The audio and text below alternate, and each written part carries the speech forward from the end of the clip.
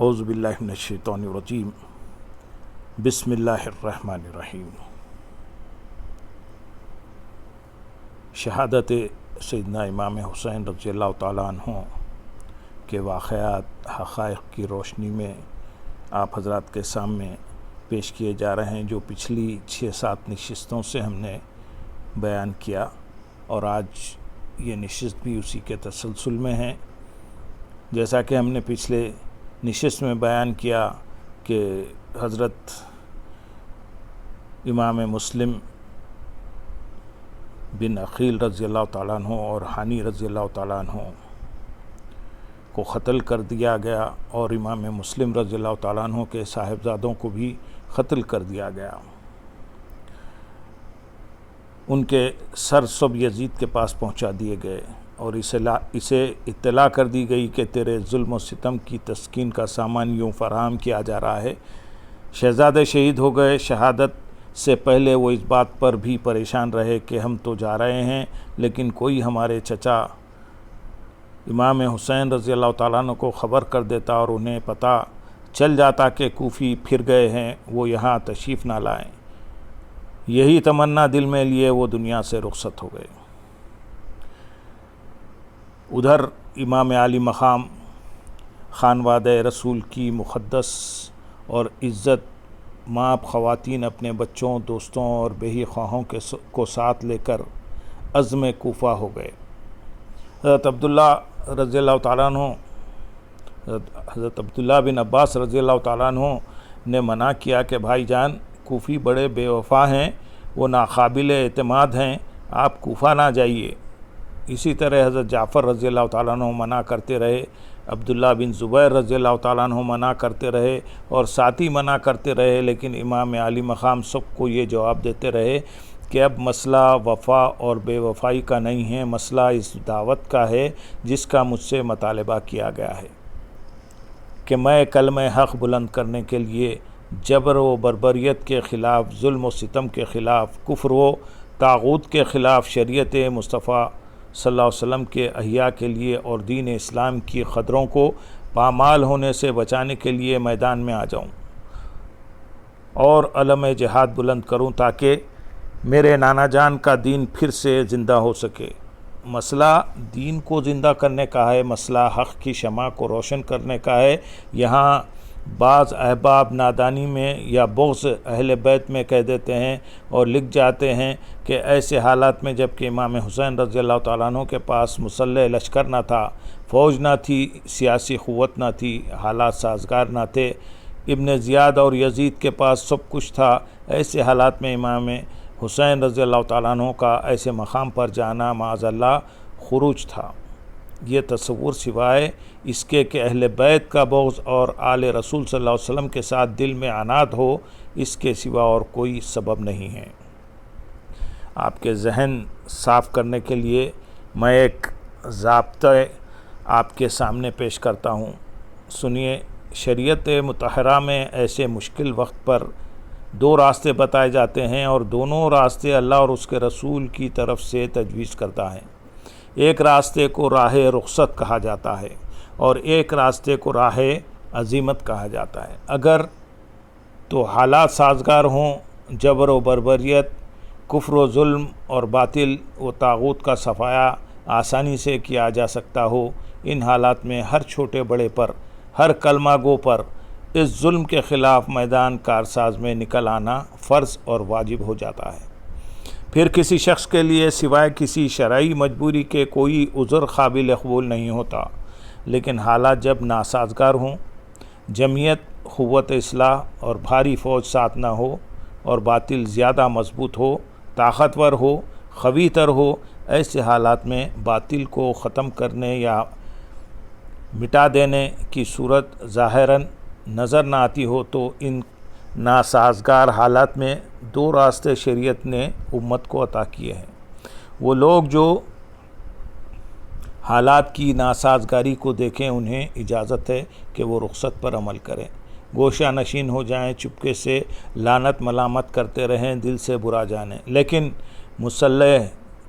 کشمکش کے لیے میدان میں نہ آئیں، بے شک الگ تھلگ ایک جگہ گوشہ نشینی کی زندگی بسر کریں۔ یہ راہ رخصت ہے، اور ہر دور میں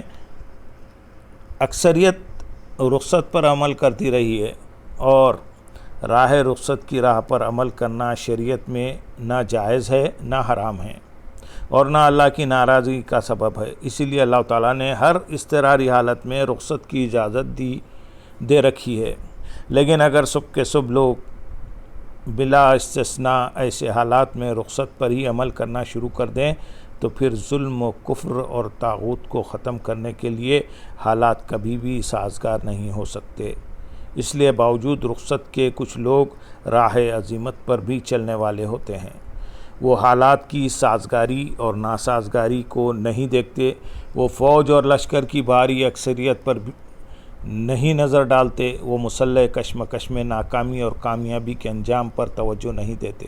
بلکہ ان کی توجہ صرف اور صرف اس امر پر مرکوز ہوتی ہے کہ ہم اپنے تن کو، اپنے من کو اللہ کے دین کے بچانے کے لیے کیسے قربان کریں۔ شاید تن میں لگی ہوئی یہ آگ ہی آئندہ نسلوں کے اندھیرے دور کر دے۔ وہ اپنے خون سے پورے دین کی آبیاری کرنے کو ہی دین کے احیاء اور تحفظ کا باعث سمجھتے ہیں۔ وہ حالات کی ناسازگاری سے بے خبر اور لا تعلق رہتے ہوئے اضطراری حالات میں بھی اپنی جان پر کھیل جاتے ہیں اور سر بکف ہو کر میدان کارساز میں اترتے آتے ہیں۔ وہ اپنی شان کے لائق اور اپنے مقام کی مناسبت سے اس اقدام کو فرض سمجھتے ہیں۔ جس طرح ہر شخص راہ رخصت پر عمل نہیں کر سکتا، اسی طرح راہ عزیمت پر بھی چلنا ہر کسی کے بس کی بات نہیں۔ سیدنا امام حسین رضی اللہ تعالیٰ عنہ نے یہ اقدام اس لیے کیا تھا کہ ان کے رگ و ریشے میں سیدنا علی ابن ابی طالب رضی اللہ تعالیٰ عنہ کا خون گردش کر رہا تھا۔ حضرت سیدنا زہرا رضی اللہ تعالیٰ عنہا کی گود میں پرورش پائی تھی۔ محبوب خدا صلی اللہ علیہ وسلم کے مبارک کندھوں پر سواری کی تھی، حضور کی زبان کو چوسا تھا۔ وہ سیدنا علی رضی اللہ تعالیٰ عنہ کے فرزند اور خانوادہ نبوت کے چشم و چراغ تھے، اس لیے جو احساس ضیاء انہیں تھا وہ کسی کو نہیں ہو سکتا تھا۔ وہ بنا لا الہ تھے۔ اس لیے ظاہر ہے راہ عزیمت پر عمل کرنے کی عزت اس دور میں آپ کے سوا اور کسے نصیب ہو سکتی تھی۔ اور پھر یہ بات بھی ذہن نشین فرما لیں کہ جو لوگ راہ رخصت پر عمل کرتے ہیں وہ بھی حق بجانب ہوتے ہیں۔ کسی شخص کو حق نہیں پہنچتا کہ انہیں مطعون کرے اور برا بھلا کہے، اس لیے کہ انہیں حق دیا گیا ہے کہ راہ رخصت اختیار کریں۔ البتہ ایسے لوگوں کی راہ کو کوئی شخص اپنا اسوہ اور رہنما نہیں بناتا۔ اہل عزیمت اور عشاق ان کی راہ پر چلتے ہیں جو لوگ اپنے گلے کٹواتے ہیں اور اپنے خون سے ہولی کھیلتے ہیں اور قربانیاں دیتے ہیں۔ وہ راہ عزیمت پر چل کر قیامت تک ایک اسوہ حیات دے جاتے ہیں، دین کو زندہ کرنے کے لیے ایک شاہراہ قائم کر دیتے ہیں، دینی اقدار کو مٹنے سے بچانے کے لیے اور پھر سے بحال کرنے کے لیے ایک ضابطۂ حیات دے جاتے ہیں۔ اس لیے جن لوگوں نے سیدنا امام حسین رضی اللہ تعالیٰ عنہ کے اقدام کو ان ظاہری حالات کی ناسازگاری کی بنا پر معاذ اللہ خروج اور بغاوت کا الزام دیا ہے، وہ نہ تو دین کی روح اور تعلیم سے واقف ہیں اور نہ ہی شریعت اسلامیہ کے احیاء کے تقاضوں سے واقف ہیں، اور نہ ہی اس امر کی خبر رکھتے ہیں کہ اسلام کی قدریں مٹ رہی ہوں تو انہیں زندہ کرنے کے لیے خون کی بازی کس طرح لگائی جاتی ہے، اور شاید وہ یہ بھی نہیں جانتے کہ اس وقت یزید کا تخت پر بیٹھنا اسلام کی تاریخ کو کس رخ پر ڈال رہا تھا۔ اور اگر ایک سیدنا حسین رضی اللہ تعالیٰ عنہ بھی میدان کارساز میں علم حق بلند کرنے کے لیے نہ نکلتے اور یہ 72 تن بھی اپنے خون کا نذرانہ دینے کے لیے نہ نکلتے تو آج اسلام کی جو متاع جمہوری خطروں کی صورت میں، آزادی کی صورت میں، عزت اور جاہ و شوکت کی صورت میں، اسلام کی شریعت کے نفاذ کی صورت میں جس حال میں بھی نظر آ رہی ہے وہ شاید اس کا نظارہ کہیں دکھائی نہ دیتا۔ اسلام کی پوری تاریخ اور امت مصطفیٰ صلی اللہ علیہ وسلم مرہون منت ہے۔ حسین رضی اللہ تعالیٰ عنہ ابن علی رضی اللہ تعالیٰ عنہ کے خون کے خطرات کی اور خانوادہ رسول صلی اللہ علیہ وسلم کی اس عظیم قربانی کی، جس نے رخصت کو چھوڑ کر اپنے تن کو تو ماچس کی طرح جلا لیا اور عمر بھر کے لیے اس زمانے کی تاریکیوں اور اندھیروں کو اجالے میں بدل ڈالا۔ یہی وجہ ہے کہ آج 1400 برس